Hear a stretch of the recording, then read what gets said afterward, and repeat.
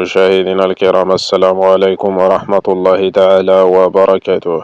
مرحبا بكم في هذا الفيديو الذي سنعرض من خلاله موعد وتوقيت إضافة إلى القنوات الناقلة لمباريات المنتخبات العربية في كأس إفريقيا أقل من 17 سنة المقامة في المغرب. لكن قبل ذلك المرجو الاشتراك في القناة وتشغيل زر الجرس ليصلكم كل جديد. في أولى مباريات كأس إفريقيا للناشئين التي تستضيفها المملكة المغربية، سيواجه المنتخب المصري منتخب إثيوبيا في مباراة قوية، وسيسعى من خلالها منتخب الفراعنة إلى تحقيق 3 نقاط يدشن بها مشواره في البطولة. وستجرى المباراة يوم الأربعاء 13 من مايو 2026 في تمام الساعة 2 بعد الزوال بتوقيت المغرب، الجزائر وتونس، والثالثة بتوقيت مصر، ليبيا والسودان. وستبث المباراة مباشرة ومجانا على قناة الرياضية المغربية على قمر النيلسات وبدر 26 شرق، وبالتوفيق لمنتخب الفراعنة.